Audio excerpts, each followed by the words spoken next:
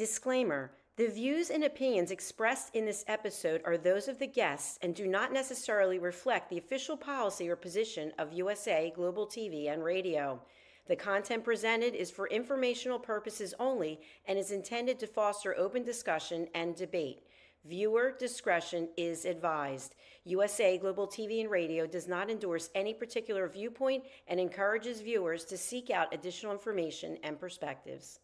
Welcome home to USA Global TV and Radio, a place where dreams take flight, with authentic storytelling, diverse perspectives and meaningful conversations, where global stories unite and bridges are built beyond all borders. Discover world-class education, entertainment, hope and inspiration.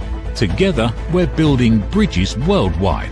Subscribe to our channel, USA Global TV. Download our app, USA Global TV. Be our guest or join our team. Visit usaglobaltv.com. Thanks to our founder and executive producer, Dr. Jacqueline Kerbeck. Music score by Yeffy Tang from Cloud Road Music.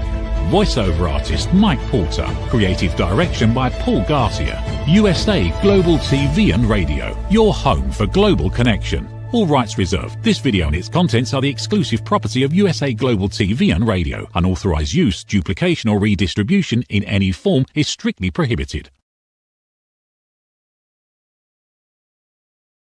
Welcome to Saving America. This is your host, Dr. David D. Schein. The Dems continue to maintain the shutdown of Homeland Security. Let me say again, the Dems would rather support illegal criminals, rapists, and murderers than to allow Americans to have security at their airports. And by the way, FEMA is also impacted in case there's another major national emergency. The Iran war rages on. The current Iranian leaders are obviously slow learners. Their threats have not changed, but that's now turning into a pathetic caricature of humans. The economy is not looking good, and the big spike in gas prices, hey, it's not helping things. Let's take a closer look at these and other hot stories for week 11 of 2026. Dem shutdown. So the Dems, under the leadership of senile waste-to-space Chucky, refused to approve the budget for the Department of Homeland Security. Their cover story is they don't like the way ICE is getting rid of their supporters, illegals who have committed crimes. What about the struggling taxpayers who are paying their bloated salaries and even more bloated benefits? The ultimate stupidity of this is that ICE is separately funded. TSA and FEMA are now weeks without paychecks. So as we wade through the spring break, some airports have lines that have taken as long as 5 hours for travelers to get to their planes. Ridiculous.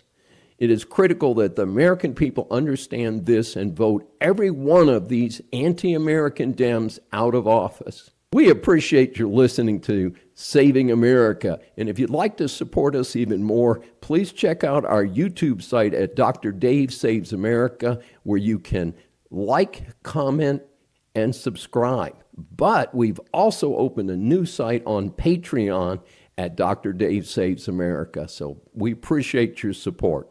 The Iran war. The slopstream media love to claim that even the conservatives are splitting from the MAGA Trump camp over Iran. The problem with this is that, speaking as a non-MAGA traditional conservative, I value the future of America in the civilized world. Iran, as up to a few weeks ago, was the largest state sponsor of terror. Thousands of Americans have been victims. Around the world, the body count is in the hundreds of thousands. Frankly, failed Dem President Jimmy Carter should have sent troops in when the American embassy was seized 47 years ago. No president since then has taken the steps that Trump has taken. The obvious problem is that such an action takes guts, and politicians are so worried about the next election, they do not always act in the best interests of America and the world. To his credit, Trump, a badly flawed individual, is not a politician. The strategy, beautifully executed by Secretary of War Pete Hegseth and the Israelis, has been to systematically dismantle the military assets of Iran. This has been incredibly successful. The latest step has been to destroy most of the military protection for Iran's critical shipping point for petroleum products. Get this. Kharg Island, as much as 90% of their oil goes through that one island. A reference point is that the targeted attacks did not strike the shipping facilities. That was on purpose. Trump has promised to do so if Iran does not surrender. And now. However, I suspect that since Iranian leaders are slow learners, that there will soon be a full military takeover of the island by the U.S. Marines. That would effectively cut off any way to make money for this terrorist regime. Side effects of the war are tough. We have lost 13 of our fine military members, and a number have been wounded. Here at home, sleeper cells have activated, and there have been at least 4 terrorist attacks. In addition, Iran has attacked its own neighbors, many of which were not actively involved, but now are on our side. A really sad report is the one out of Virginia, where a university is close to my family, Old Dominion University in Norfolk, Virginia, suffered a terrorist attack that killed 1 and injured 2 others. The terrorist, when convicted of supporting ISIS a decade ago, the prosecution sought 20 years, but he only got 11 years. Then he only served 8 years. As a naturalized citizen, as soon as he was released, he should have been shipped out of the country. He showed up on campus and killed the head of ODU's ROTC program. On the positive side, the ROTC students stabbed the terrorist to death. What is wrong with the U.S. legal system when this type of human garbage is given a pass? And speaking of leniency in the Virginia court system, an illegal was released after a series of criminal activities, and he just stabbed a woman to death at a bus stop. And yes, gas prices have surged, so that is certainly not good news for the consumers or the economy. Gavin No Sense won't temporarily suspend the huge gas tax in California to help his fellow Californians because he is afraid that might help Trump. Reflect on that. He's more interested in getting even with Trump than helping his fellow Californians. Yes, folks. It's the economy, stupid. That's right. Jim Carville used that mantra to help the self-centered clown Bill Clinton get elected president twice. Reports are that the economy recently hemorrhaged about 100,000 jobs. Inflation and the unemployment rate ticked up. As I previously shared with you, people without jobs or with job insecurity will vote for the party not in power in the hopes that things will get better. This is the challenge for Trump and the GOP as that November 2026 election approaches. Competent GOP politicians will push the fact that the Dems do an even worse job of helping the taxpayers. Virginians elected a Dem whack job as governor, and now they are facing huge tax increases, which certainly will not help anyone in that state. She also withdrew cooperation with ICE to get rid of criminal illegals. What a gift to the bad guys. Run on the banks, anyone? Many of us are familiar with the famous movie It's a Wonderful Life. Set during the Great Depression, the star Jimmy Stewart tries to hold off a run on his small bank by doling out small amounts of money to the anxious depositors. This black and white movie is often aired during the Christmas holidays. Tied to the current economic turmoil is a story that might remind some of that movie. In a new story that has not yet made the front page, BlackRock, JP Morgan, and Blackstone, among many others, have caught some attention as anxious investors have been unable to withdraw as much of their investments as they would like. Described as a liquidity crisis, this is not something people are used to dealing with. In more recent times, this is an ugly reminder of the 2008-2009 Great Recession. This system of private lending has grown in popularity versus traditional bank loans. The investors get in on this because they get much higher returns than from a bank or bonds. However, there is some risk, like now, not being able to pull money out during times of very volatile stock market. Notice that since this is not traditional bank lending, the financial reforms since 2009, like too big to fail, are not helping here. So hang on to your wallets. Cuba is collapsing. I consider this as more good news for the USA, although I do not like the fact that the regular residents of Cuba are suffering along with the failed regime there. The key situation is Venezuela has been propping up Cuba with using discounted oil for a long time. And another failed commie operation, right? With the removal of Maduro by Trump administration, oil supplies to the island have been heavily curtailed. There were already power outages, but now the situation is even worse. Trump has offered to bail them out, but the administration of the island so far is not ready to give up. The backstory here is that America should not have let Castro take over the island country in the late 1950s. It has never been a successful operation. During the first Cold War, the USSR propped up Cuba since it was a thorn in the side of the USA. When the USSR collapsed in 1990, Cuba lost its sugar daddy. Just another experiment that again reminds all of us communism does not work. If Trump can pull off the removal of the governments of Venezuela, Cuba, and Iran during one term, he will go down in history for sure. All rise. Here's some quick background information on these two great guests. Dennis Beaver is well known as a syndicated columnist for the Kiplinger newsletter and other publications. He is a successful attorney. He looks forward to helping others and does not charge readers who ask for his legal guidance, generally on consumer matters. He speaks French and Swedish fluently, and his English is pretty good too. His wife of 48 years, Anne, helps him run his law practice and has assisted him with a serious bout with cancer. Lyle Sussman is an emeritus professor at the University of Louisville. He is the former of the Management and Entrepreneurship Department. He is a best-selling author with 1 million copies of his books out in 15 languages. Lyle and his wife, Susie, have been married for 54 years, and she is also an accomplished professional. I have had the good fortune to meet both of these gentlemen and their wives in person. The bios of both of these accomplished gentlemen are much, much longer, but hey, we need to leave time for our discussion.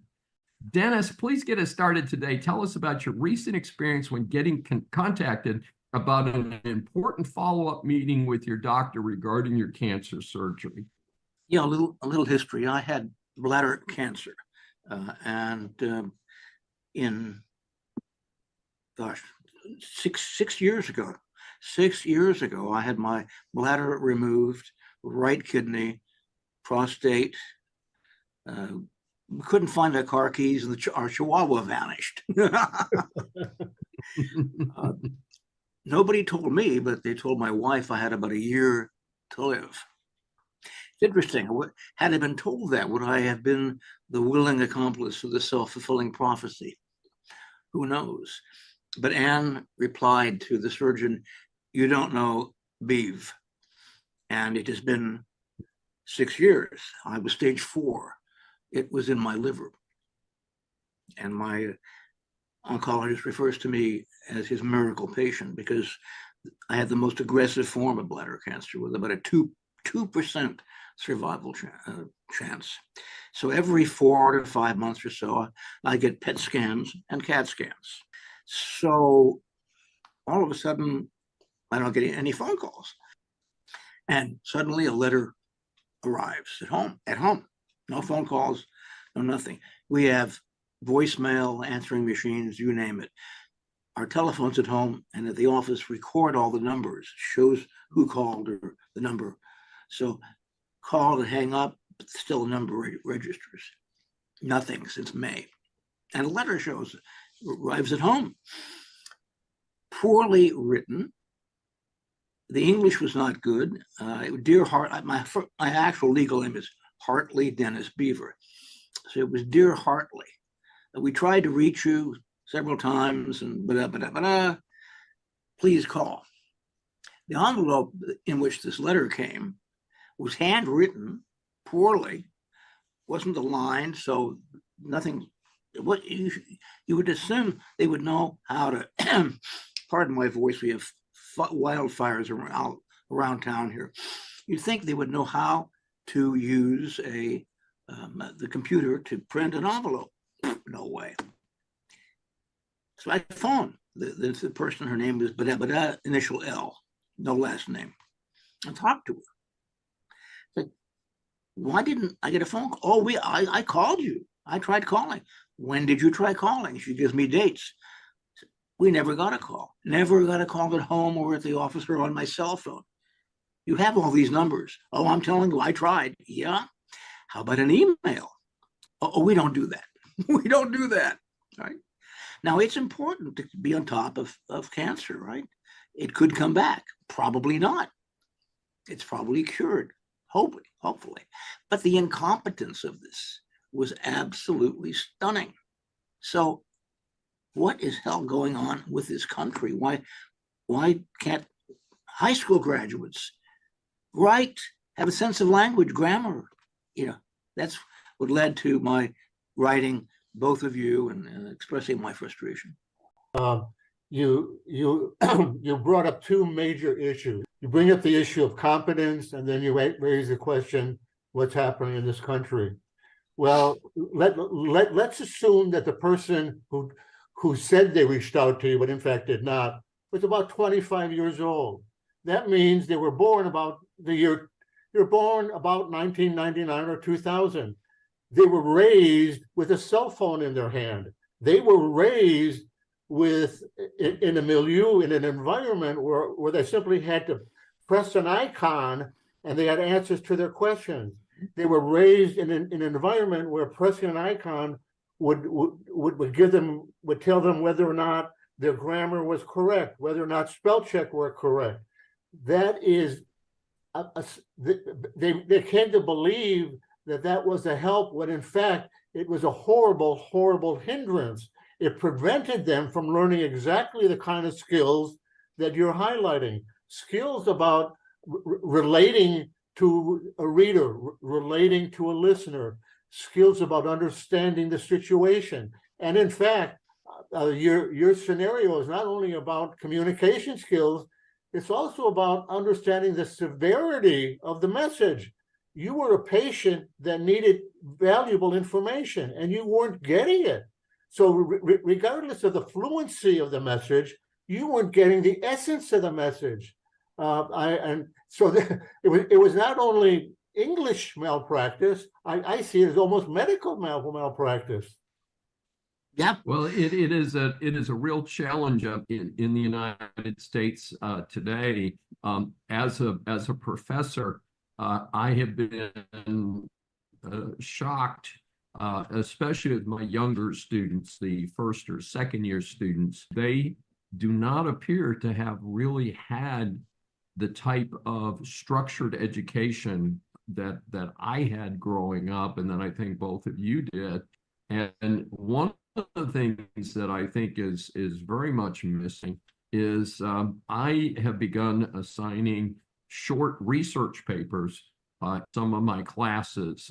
I've got students who have been admitted to this private college who have never done a research paper through high school and do not know how to do footnotes or endnotes, do not know how to reference stuff from the library and stuff like that. But I am hearing from some of my fellow professors, and particularly a finance professor, by the way, Lyle, that he just assumes that they know nothing. I mean, starts from zero, which means that the courses at the college level, if you assume that, you're teaching a college course that's half of the course is going to be a high school remedial course in math and statistics and things like that many of us had in our first year of college, but were set up for it by having good math skills and things leaving high school. So I am concerned, and I know in some of the schools today they're talking about taking the cell phones away as a way of getting the students to focus in the classroom, because distraction is a big issue too. I have an experience you two I think will enjoy. I taught leadership and communication in a master's accounting class. So these were MBA students who were getting a master's in accounting. So they come in with a very, very strong quantitative background. They can multiply two-digit numbers in their head and they'd get them right. And the first meeting we had, I said, okay, you're all going to give an impromptu speech. And I thought the class was going to have a fit. I thought they were going to call 911. I said, all I want you to do is talk to your colleagues about some certain issues related to accounting. And to a person, they said, but we don't have our PowerPoint in front of us. How can we do that? That's what they said. How can we talk without our PowerPoint in front of us? And I said, well, I want you to know generations of MBA students did it before you, and you will do it in my class. Knowing something is one thing. Being able to communicate what you know is very, very different. And if you want to succeed, in society, you have to go beyond knowing something. You have to communicate what you know in a way that people will see it as knowledgeable and respectful and as meeting their needs. Dennis, let me ask you a question about your case. At any time, did the agency or that person ever apologize for creating the frustration they created? No, and in fact, I even sent an email to one of the executives there. Very, very nice lady. I left her a voicemail. Here's what happened. You know, this does not make me happy. Then I sent her an email, kind of summarizing that I've not heard back from anyone, and it is a superb facility. In fact, one of the head physicians there, when he first came to Bakersfield years ago, I had a talk show, a Saturday morning radio talk show. I had him on twice on a first-name relationship basis, and great guy, had great treatment. I saved my life, and I told in the email, I said, I am here today because you were there for me yesterday. That was my closing line in the email. You know, when we talk about communication, there's an assumption that it's about grammar and syntax and spelling and word choice and vocabulary. And obviously it is about that.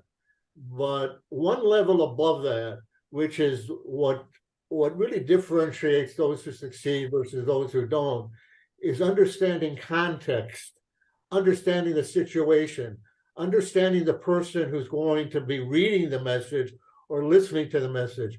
And what I'm hearing and seeing from my colleagues at the university and what I'm reading in the relevant papers, there's a huge deficiency, not just in the basics of grammar and syntax and spelling and vocabulary, but in the nuances of understanding context.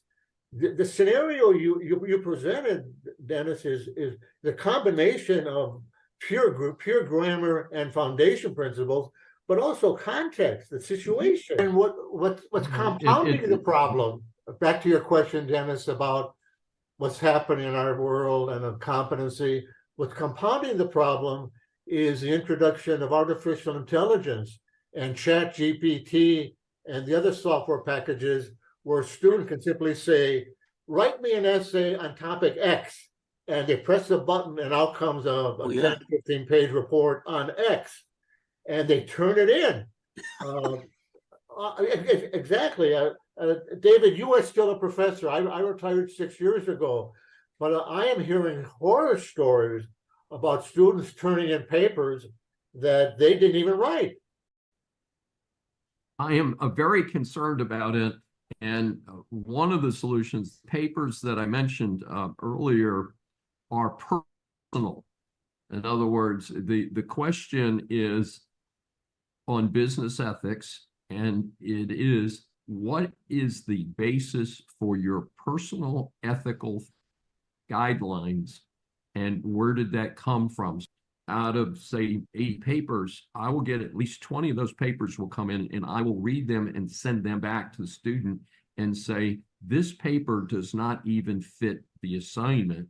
Now, I don't know if that's because they tried to use AI. AI is still pretty new. It's not readily available to everybody. It's out, but it's not totally available. So I think it will be an increasing problem in the future. That I've also begun to build into my syllabi that use of AI is not permitted for school assignments.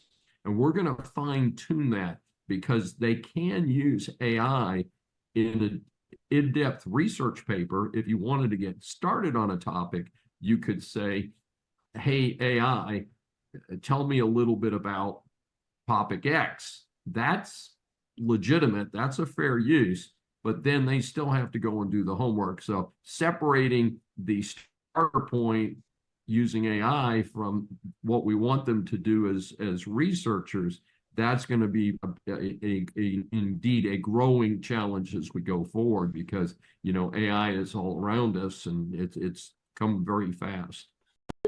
Dennis, your case, I keep coming back to your case. What's happening in the medical system right now is algorithms are driving many decisions, administrative decisions and medical decisions. And once an issue came up in your case and an algorithm couldn't solve, the human being who was charged with solving it couldn't solve the problem. And not only could that person not solve the problem, she made the problem worse. This young lady who contacted me, she's a gatekeeper. And sometimes the lowest level person in an organization is critically important, in this case, to patients and to the image the organization radiates to the world. Well, the question becomes, how do we get, and where is the focus that needs to be? And I have been arguing that we need a big focus on K-12, on the basics. And, I get a little concerned, and I've said this in my social media, that we don't need to be teaching sex education to 6-year-olds. We need to be teaching English, manners, and math. And even though I'm a business school professor, I really push STEM, science, technology, engineering, math. And in fact, I'm very excited. My one of my sons is a high school teacher, and he's teaching engineering in high school to stimulate the students. It's part of their math department, to stimulate the students to think about professions in engineering. And I think that's very important, because we cannot be successful as a country without having people that are willing to do the math and the statistics and pursue that kind of stuff. And like I said, even though I'm in the business school, I strongly promote people pursuing the STEM subjects. Not just technical skills, but social skills is the issue of grade inflation. Years ago, there was an assumption of what a 3.0 grade point meant. We can't make that assumption anymore. Matter of fact, the assumption now is that grades have been inflated by about 0.8 over the last 20 years.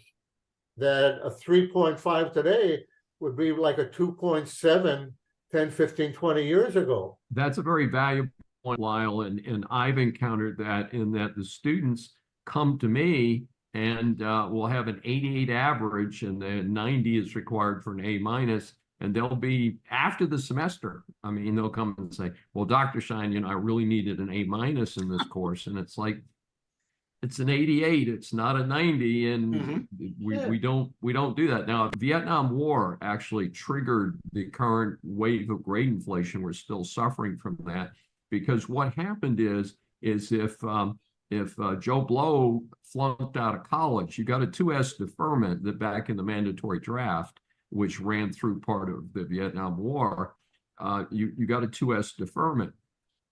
If you flunked out of college, then you basically, they put a rifle in your hand, sent you to boot camp, and sent you to Vietnam. So a lot of the professors were opposed to the war in Vietnam and used their political leanings to influence what they were doing in the classroom. And as a result of that, we had tremendous grade inflation that triggered in the 70s. One of the things that I'm frustrated by is that in higher ed today, every class comes with a student faculty evaluation. For young faculty, especially your assistant professors, your associate professors, those student evals are considered in promotion to full professor. And so it gives the professors who are already, who grew up in the system of grade inflation and who are hopeful of getting good reviews from their students, even further incentive to give grades that are frankly not earned. A few years ago, I gave a presentation, and it was called "The University of Lake Wobegon." Remember when Garrison Keillor talked about Lake Wobegon? All the women are beautiful, all the men are strong, and all the kids are above average. Mm-hmm. Dennis, I think you were dealing with an administrator who graduated from the University of Lake Wobegon, where everyone was above average. I wish it was so. Exactly. Yeah. And we, and this is not the three of us. I think our country, our world is now reaping the consequences of believing that everyone is above average. David, thank you for this. I think everyone viewing this has an important question to answer themselves, and that is, did I graduate from Lake Wobegon? Am I doing as well as I can? Am I performing as well as I should? Am I communicating in a way that really helps someone at the other end? And my observation is that when some of the worst things in the world, the worst things imaginable, happen to you or family or close friends, to look at it and can you extract something beneficial, something that will help make you a better person, help others along the journey that we all follow. And Dave, thank you so much for this time. Thank you. It has been my pleasure. Dennis Beaver, Bakersfield, California, and Emeritus Professor Lyle Sussman from the University of Louisville. And I have been so delighted to have both of you with us on Saving America. Please proceed. Ninth Circuit Federal Appeals Court failing America. Just when I thought the Ninth Circuit might be getting a little smarter, the justices come out with a ridiculous decision. This is a case from the state of Washington. Here, an exclusively woman's spa that includes nude areas tried to exclude trans females. The court's panel ruled that the trans female, who still has his male genitalia, by the way, should be allowed to use the spa. The fun part in this case was an energetic dissent by a justice who was nominated by Trump. He referred to the plaintiff as a swinging blank. Yup, he used the slang word. Here it is again, a ruling that violates common sense and the safety and privacy of women. A little good financial news. Costco has announced cutting prices on a host of household products like eggs and coffee. While I do not own any stock in Costco, it's a little too rich for my blood. I'm a longtime executive member, so I hope to take advantage of some of those price reductions myself. I am there about weekly, though frankly, I have not seen the price cuts yet. And Costco has been a bright spot in the troubled retail sales front, so cutting prices might be a good idea, hint, hint to other retailers. Not all bad news for the GOP in elections this year. GOP candidate Jeanine LaCroix won a seat on the Prince William County, Virginia Board of Supervisors. That's up in Northern Virginia, usually largely regarded as a blue area. She defeated a Muslim originally from Pakistan. The key to her win reportedly was that he was credited with making some very nasty statements, including the use of the N-word about a decade ago.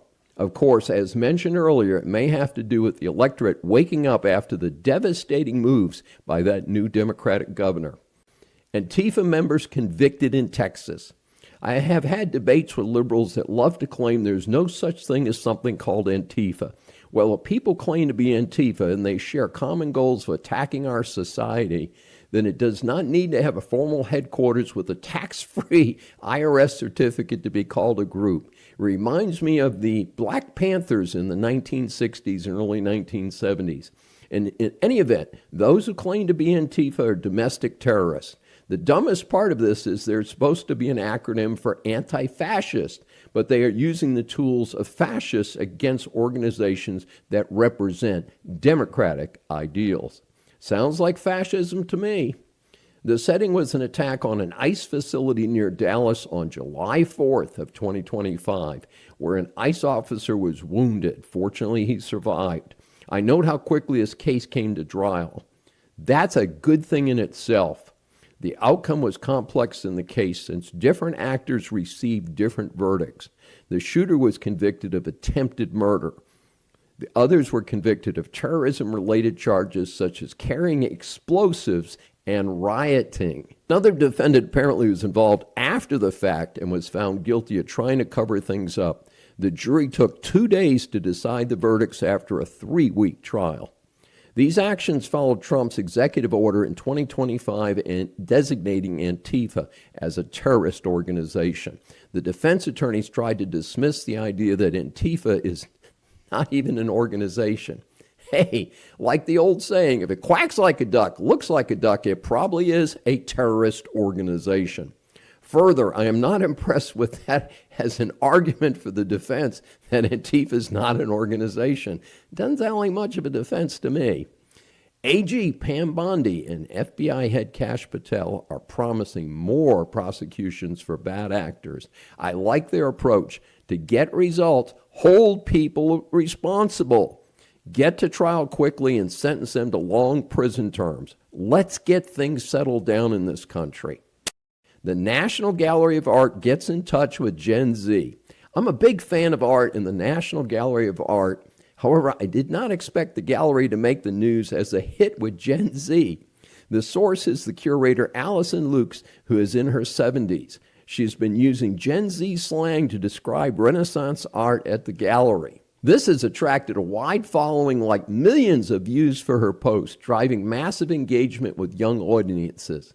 The idea apparently came from some of the younger staff at the gallery. The feedback has been great, and some of this younger audience is showing interest in visiting this impressive gallery. Remember, part of the Smithsonian and the National Gallery are free to the public. In fact, one of my favorite paintings is Ginevra da Vinci, which is the only painting by Leonardo da Vinci publicly displayed in the Western Hemisphere. It's one of his earliest recorded works, so you can catch it and you do not need to go to Paris to see a da Vinci. Sustained. As we grow up, a common reference for success or failure is the letter grade. Whether we are in grammar school or college, we all want an A grade and certainly regard an F as a big failure. Here at Saving America, we scan the news for reports of celebrities, politicians, or others who just end up in the public eye. So the A grades are awarded to people and organizations for great service to their communities, and the F grades, of course, are unfortunately more common, are awarded to those who need to do a lot better. The badge of dishonor today belongs to Kentucky Senator and until recently Republican leader in the Senate, Mitch McConnell. This is Dr. David D. Schein, and welcome to a special Saving America episode where I award a well-deserved F grade to an organization, a politician, a so-called celebrity, or another deserving waste of space who ends up in the public eye. The badge of dishonor today belongs to Kentucky Senator and until recently Republican leader in the Senate, Mitch McConnell. My regular listeners know that it is critical to focus on ability, not age. Famed investor Warren Buffett, for instance, is 12 years older than McConnell and still plenty sharp. But then again, he's in the private sector and has to perform for his investors. So my criticism is based on the ludicrous fact that McConnell has been in politics for 49 years. His recent well-publicized fall underscores that it's time for him to go direct to the senior citizens' home and get his butt out of the government entirely. In my book, Bad Deal for America, he is one of the politicians that I feature for having long outlived their usefulness in Washington. Yet another poster child for term limits. Well, adding insult to injury, this leech on the taxpayers voted against Pete Hegseth for Secretary of Defense. He was one of only 3 GOP senators to vote against Hegseth. In fact, this forced a tie which new VP Vance was able to break. Thank goodness. Now, some are okay with the fact that this abuse of the taxpayers is no longer the Senate GOP leader. Of course, I'm glad about that since we have a competent senator who is now the Senate Majority Leader. However, it is time for doddering, mumbling Mitch to be sent home for good. So Saving America awards today's F grade to Mitch McConnell for abusing America by far outstaying his welcome in the nation's capital. Order in the court. One of the bitter ironies of the current focus on DEI in America is that not all minorities or protected groups are treated the same. And we welcome Stephanie Samsil. She's a senior at Towson University with a dual major in political science and mass communications. She has a journalism concentration.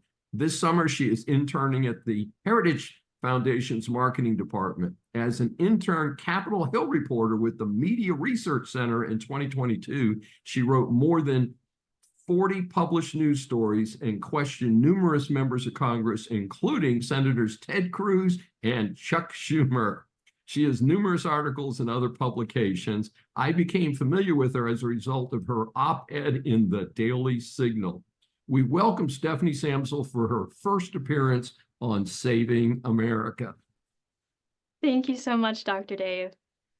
We're happy to have you here. So our first question, please share with our audience a little about your background and some of your experiences in high school that even in high school started to form your opinion of DEI. Absolutely. So I am a half Asian and half white college student from Maryland. I've attended public school all of my life, both K through 12 and at a public state university currently. I'm a senior. And so I know firsthand what it's like to be in these classrooms with very liberal professors, teachers, students, who all seem to come to this consensus that DEI is a wonderful, great thing that everyone should be on board with. And if you aren't on board with it, then you must be some raging white supremacist. Well, let me be an example that that is not true. Okay, I am against DEI, not because I'm against diversity or I'm against inclusion. It's more so the middle term that I have an issue with, equity. Because proponents of equity are the first ones to say that it is different from equality, right? It is not enough for us to all be created equal, to all have equal opportunities. What they argue for is equal outcomes, equal representation across the board, no matter your race, gender, sexuality. And so these proponents are ignoring individual talents and individual merit that is the foundation, I think, for the American dream, right? We all want to work hard. We want to earn the positions by our merit and not because we check a box that gives CEOs a pat on the back, you know, they hit their racial quota or their diversity check. It should be because they care about us as people. They recognize our hard work and our character and our merit. So as far as my experience in high school goes, I remember being a senior, applying to these colleges. I used the Common App like everyone else. And so I had approached one of my teachers about what she thought I should write about in my essay, what topic. And she just looked me up and down through a screen because this was during COVID. She looked me up and down, squinted at my face and said, "Have you considered writing about your race in your college essay? Because you're clearly not white." And that baffled me. I was offended because I had known her for a while. I looked up to her. She knew me as a great writer, and a lot of teachers had talked about how I had a very high GPA. I worked really hard on every assignment I was given. So to be reduced in that moment to my skin color, my status as a non-fully white person, at least, like she didn't care about my work ethic in that moment. And she signaled to me quite clearly that these administrators, these people at these colleges cared more about what boxes I checked and what my skin color was as a minority than my accomplishments, my character, that type of thing. So from that moment on, I decided I would speak out about this and I would do so respectfully, but truthfully. That sounds great. And as you know, we asked 3 questions. Our second question, I came aware of you because of your essay in the Daily Signal. And in that, you reflect on your college experiences. What is your general reaction to how DEI is used in college? So we're talking about high school. Let's talk about college. Sure. I think just like in high school, it does a grave disservice to hardworking students, staff, faculty who work really hard for their research and their credentials. And the reason why I think it does a disservice is because it takes the focus away from hard academics, reading, writing, arithmetic. It takes the focus away from that and places it on, okay, this is how you are oppressed because you are not a white person. And we want you to know that the American dream just won't come as easily to you because you're just not white or you're not male. And that's ridiculous. That's a lie. And we should be empowering students with the truth and with our true history, with hardcore academics that get at the facts, that aren't so emotionally driven and don't pander to identity politics. And so I've been in these classrooms with students who have just shamelessly said to me, just like my high school teacher in a way, you know, Asian Americans today would be nowhere without Black people. I don't say anything. The professor doesn't say anything. Some people might chuckle, but they don't ask him or her to elaborate. They don't ask for the facts, and it's just kind of become this norm. Like you don't speak out about that. If you do, you would be accused of being racist or homophobic or transphobic, whatever ist or ism you could attach to that. And it's sad that we've come to that point where we can't have substantial arguments anymore, and we can't argue with the truth. It's really just emotionally driven. And as far as like history goes, you know, people left and right in my classes will say, like, well, yeah, America is a systemically racist nation. Yeah, I agree with that. They can name which founding fathers owned slaves and so forth. But what they don't know, and what I didn't know until recently at Heritage, was that 80% of the slaves that were sold from Africa were shipped not to the US, but to Brazil. And it really, I'm not saying that to whitewash history or anything. I'm saying that because it gives you a fuller picture and a fuller context of what the world was like at that time. It wasn't just America. But from the narratives you hear in these classrooms, you would think, wow, America is just bad. We had a terrible founding. We should not be proud of it. We should not be proud to be Americans. And that's really sad. So I hope more people will, again, speak out, speak the truth, and try to counter these narratives that we should be ashamed to be Americans and that the American dream isn't real. Well, I have some big predictions for your American dream. I very much think you're going to get there. Our question number 3 is, in your essay that I found, I may be biracial and have Asian heritage, but that identity has no bearing on my most important and fulfilling identities. Child of God, daughter of 2 great parents, proud sister, and friend to many. This is a wonderful, powerful statement. Share with our audience what experiences have prompted you to write that specific statement. Thank you, Dr. Dave. Well, as I was writing this essay, I was aware that people would try to write me off as just another Asian American and, you know, again, boil me down to the exterior qualities that a lot of people would see just on first glance. But at the end of the day, we're all human and we're all searching for meaning. And so for me, that meaning is found in Christ. And I wish I could say to you that I've always felt that way, but it was something I really had to come into in my own time. As a baby, I was baptized in a Catholic church, and it actually wasn't until middle school, when my friend had introduced me to her hometown church, that I started attending for a couple years and then decided to get baptized. And that was the best choice of my life, because my faith reminds me of what truly matters. And it's not your position, it's not the boxes you check or who you know, it's where you come from. And your worth, my worth, comes from Christ and what he did for me. I'm not perfect. No one is perfect.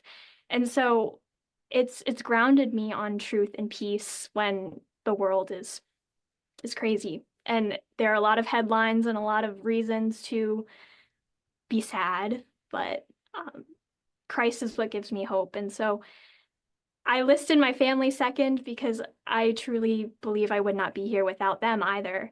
They offered me a support system that I wish every child could get. Like every child deserves to have a mother who, from a young age, tells them, like, you can be anything you want. If you have the work ethic, you have great character, just go for it. Like everything you do, just give it your all. And so that's what I did. And I also had a great father whose hard work I could witness. My mom stayed at home, but my dad, worked hard to provide for us, and he still does.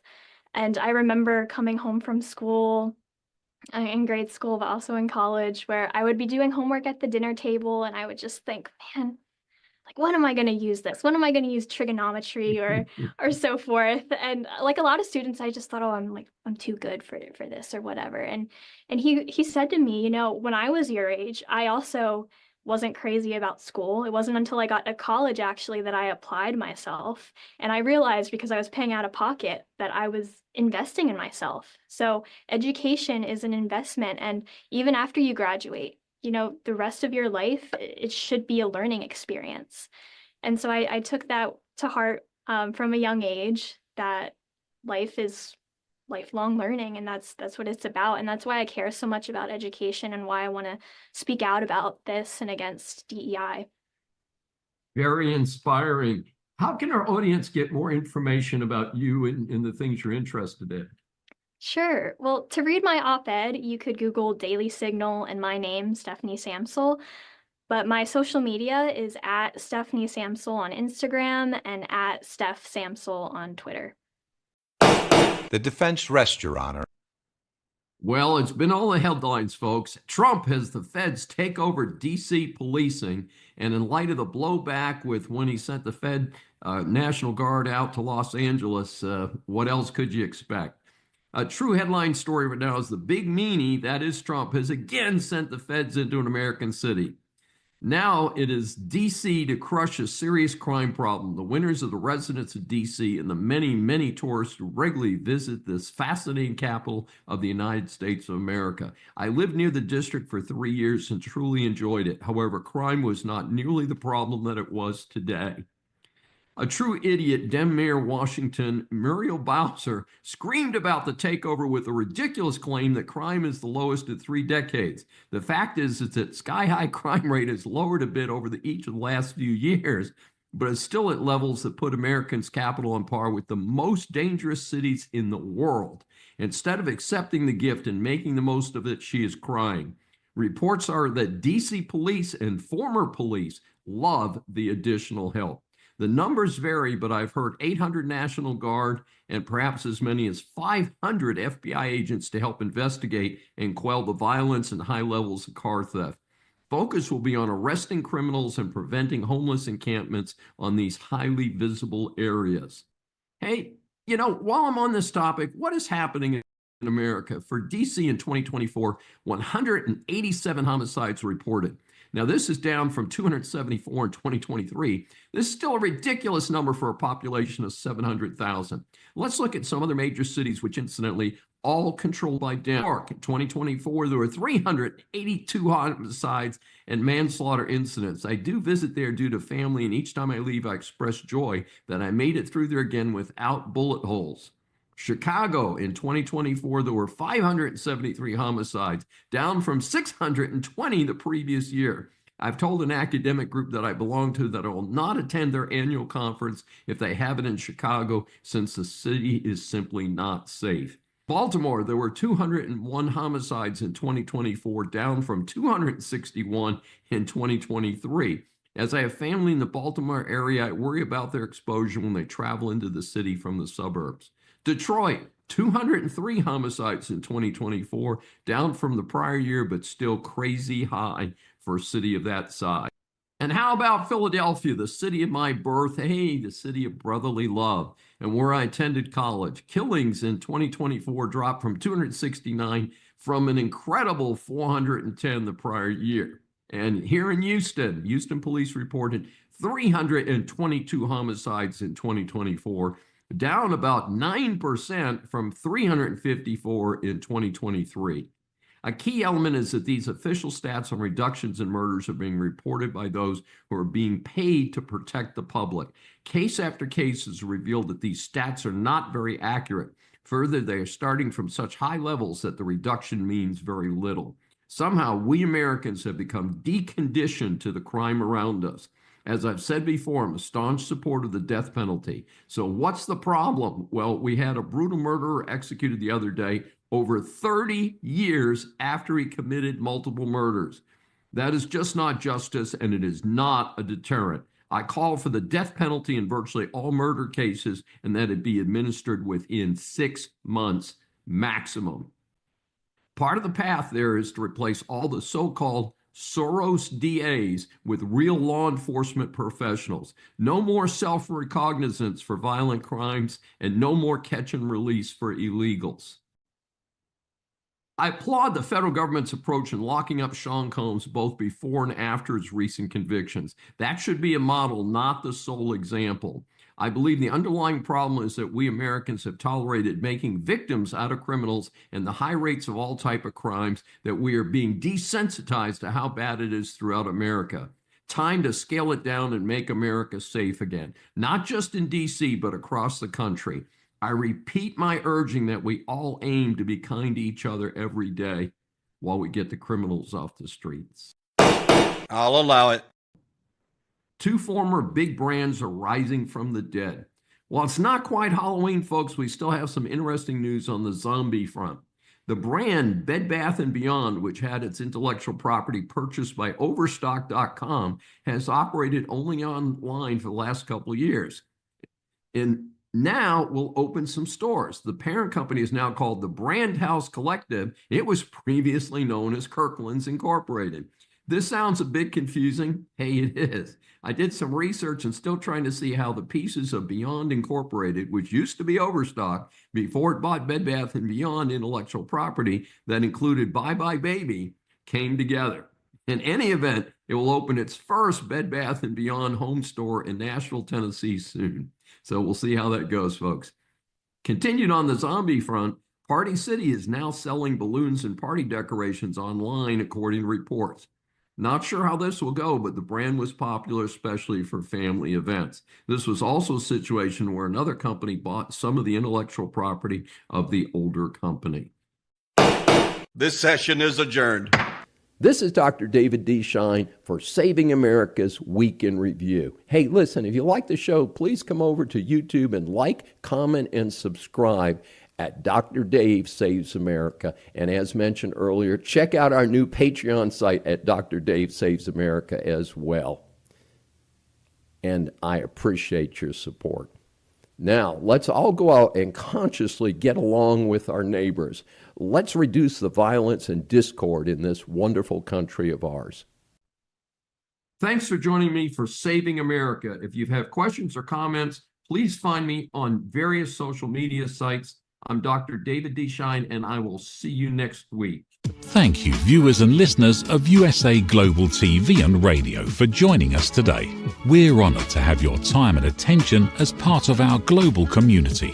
At USA Global TV and Radio, we believe in the power of authentic conversations, meaningful connections, and creating a world of possibilities together.